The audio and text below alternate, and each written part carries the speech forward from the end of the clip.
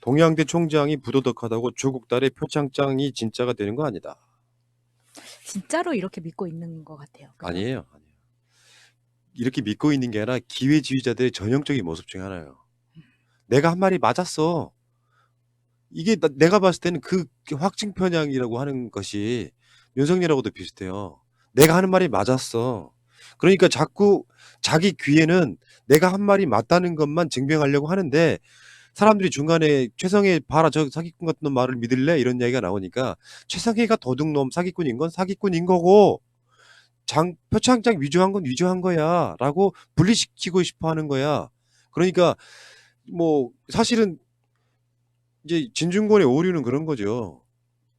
자기가 한 말이 있기 때문에 동해안대에서 관련한 봉사활동 프로그램이 있었다는 것 안 듣고 싶어 하는 거고요. 그리고 정경심 교수의 당시 위치상 최근에 그 녹취가 나왔잖아요. 정경심 교수가 그 표창장을 위조할 이유가 단 한 건도 없었단 말이에요. 근데 다만 지금 동양대 관련해서 조국 민정수석에게 청탁을 하려다가 그게 까이면서 보복성으로 또 그렇게 나왔다는 정황들이 다 있음에도 불구하고 이런 소리는 안 들리는 거야, 진중권한테는. 그러면서 아니 난 세상에 이렇게 비겁한 소위 말하면 지식이나 처음 봤어. 동양대 총장은 부도덕하다고 조국 딸의 표창장이 진짜 되는 거 아니다. 그러니까 이 사람은 검찰의 수사를 전적으로 믿고 있는 사람이에요. 자기가 처음에 줄을 잘못 섰다는 것을 전혀 인정하지 않고 있습니다, 지금. 그러니까 좀 짠한 게 자신이 지금 현재 누리고 있는 이 사회적 지위가 어디에서 나온 건지에 대해서 지금 잊고 있는 것 같아요. 그동안 사람들이 거짓말을 할 때 그 거짓말을 논리적으로 밝혀내고 속 시원하게 카메라 앞에서 털어줬기 때문에 지금 현재의 진중권이라는 그 이름을 가진 그 사회적 가치를 사람들이 인정해주고 있었는데 이런 식으로 스스로 자기 이름을 훼손시켜버리면 앞으로 뭐 먹고 살 일이 막막해질 텐데 왜 이러는지 모르겠어요. 그러니까 진중권 입장에서는 10원짜리 위조도 가능하다 이렇게 생각하는 거잖아요. 아빠가 서울대 교수인데 굳이 동양대 표창장을 왜 하냐고. 그러니까 10원짜리 표창장을 갖다가 100원 들여서 왜 만드냐고. 그러니까. 그런 거죠. 저번에 그 검찰이 두 번째 공소장에 보면은 그런 게 있어요. 조민 씨가 어디에 합격하지 못하자 표창장을 위조할 결심을 한다 이런 식으로. 그게 왜 들어가냐면 우리가 보기엔 무리가 있는데 모든 범행에는요 사이코패스가 아닌 이상 범행의 동기가 있어요. 근데 사실은 이 검찰 같은 경우는 야 그러면 그 범행을 왜 한 건데라는 것을 만들기 위한 어떤 그 논리적 모습으로 이러이러한 이유에서라고 하는 범행의 동기를 적고 싶었는데 그것도 되게 유치했었거든요.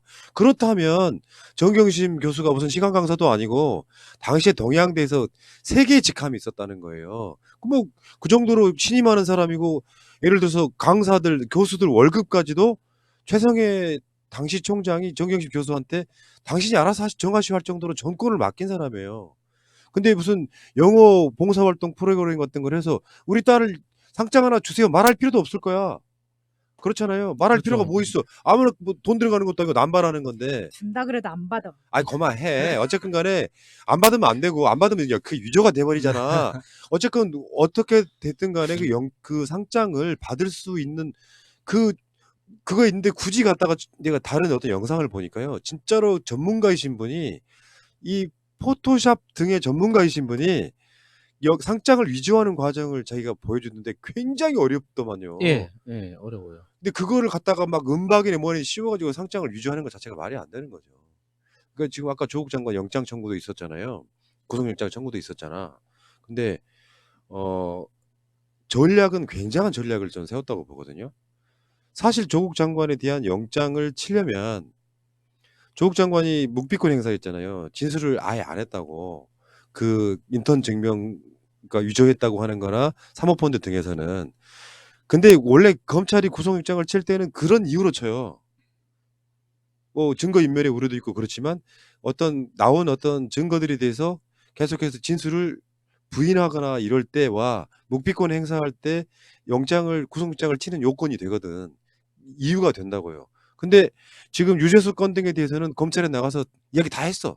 그러니까 그럼에도 불구하고 묵비권 행사하지도 않은 사건에 대해서는 구속영장을 쳤다고 하는 것은 반대로 뒤집어 보면 조국 장관이 묵비권 행사했던 그 사건들에 대해서는 영장을 칠 만한 요건이 사실상 거의 안 됐다고 보는 게 맞죠. 유추해 보거니와. 그렇죠. 네. 그만큼 죄가 없다는 뜻입니다. 근데 어쨌건 간에 이 진중권의 이 비겁함. 나는 진중권은 윤석열하고 조금 다른 부분이 있다고 보는 게 윤석열은 확증 편향일 가능성이 높아. 지금쯤은 후회하고 있을지도 모르는데 진중권은 내가 봤을 때 그냥 기회주의예요. 여기서 회군하기가 힘든 거야. 자기 말을 되돌리기가 힘든 거야. 그러니까 옹색한 논리로 최성희가 부도덕한 건 부도덕한 거지만 상장 위조한 건 사실이잖아. 얘가 이렇게 말하면 안 되는 이유가 있어요. 지금 어디서도 나오지 않았잖아요. 이게 사실은 법적인 판단이 내려진 게 아니잖아. 그리고 얼마나 옹색했으면 검찰이 추가 기소하고 기소장이 2개이고 막 이런 짓거리 하면서 뭔가 검찰이 잘못한 것 같은데라는 우리들의 어떤 정황 여러 가지들이 나오고 있음에도 불구하고 얘는 조국 장관의 가족, 정경심 교수 등이 표창장을 위조했다고 아예 결론을 내려놓고 얘기하잖아요. 그냥 기회주의자인데다가 나는 이런 역대급 쓰레기 지식은 처음 봅니다. 이제 곧 보수 유튜브에서 보겠네요. 황당하기가 이를 데 없잖아. 그러니까 최성애를 믿지 못할 사람으로 만들어서 공격을 한다고 하는데 하나가 총장의 개인적 복수로 설명하는 버전. 이 부분은 조국 장관한테 전 장관에게 정경심 교수를 통해서 청탁을 했다가 일어나에 거절당하고 나서 지금 이렇게 된 거잖아요. 그리고 그 전에 얼마나 돈독한 사이였는지가 전화 녹취에 의해서 다 알려졌어요. 그리고 두 번째는 나는 총장이 한국당의 사주를 받았다. 총장이 한국당의 사주를 받았다는 것. 이거는 우리가 PD수첩에서 다 나온 거잖아요. 최교일하고도 연관이 있었고 한국당 당원을 받는 것이 학교 안에서 텐트를 네. 쳐놓고 그렇게 받고 있었고 총장이 직접 말하는 부분도 있습니다. 정권 바뀌어서 한국당에 우리가 잘못 보이면 우리는 끝난다 이런 식으로 말하는 부분도 있었기 때문에 이 두 가지 모두 다 맞다고 생각해요. 그런데 마지막에 진중권 교수가 한 말 중에 어느 쪽이든 메신저를 공격함으로써 메시지를 무력화시키겠다는 속들여다 보이는 수법이다라는 이야기를 했거든요. 저는 이 부분이 조국 장관이 받은 공격하고 똑같다고 생각합니다. 이거는 조국이 검찰개혁 메시지를 무력화시키기 위해서 사돈네 팔촌까지 다 털어서 메신저를 공격한 게 검찰이고 거기에 덩달아서 같이 공격한 게 최성애고 진중권입니다. 그런데 이제 와서 최성애는 메신저로서 공격을 받는다고 이야기를 하고 본인도 그렇게 공격받는다고 이야기하는 것이 너무 어처구니가 없는 거예요. 예. 황당한 거예요. 그러니까 이 개념 없는 지식인이 어디까지 망가지는지를 보여주는 과정을 보고 계시는 거예요, 여러분. 내가 말이 잘못 나갔으면요. 정정을 최대한 빠른 시간 안에 하면 되는 거야. 잘못 나갔으면 이제 와서 사실 무슨 원시 시대에 살다 왔냐? 어디 섬에서 혼자 무인도에서 표류했다 지금 와서 상황들을 바라보지도 못한 채 다시 말씀드립니다만 표창장을 위조할 이유가 없다니까.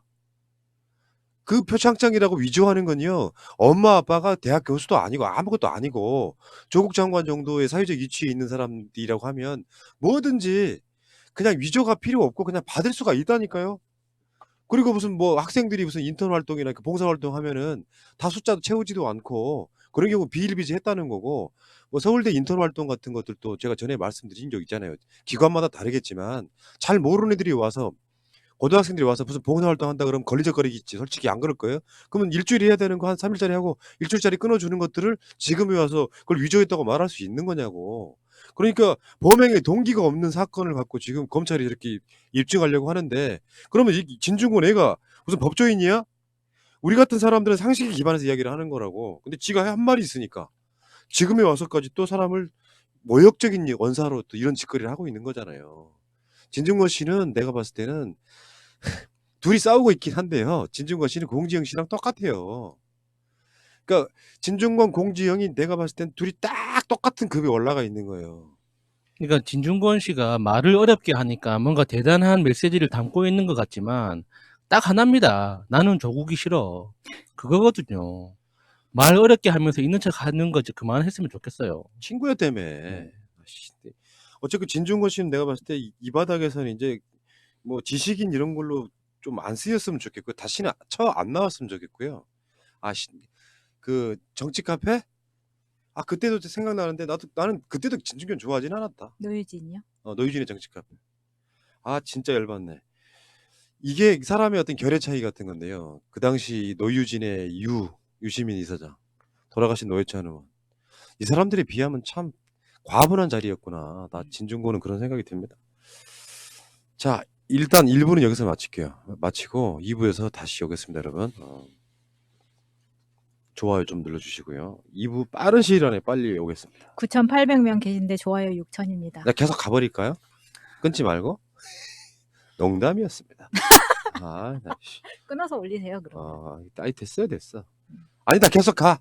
끊어서 올리겠습니다. 어차피 노딱인데. 알겠습니다. 어차피 노딱인데. 씨. 아, 이러나 저러나.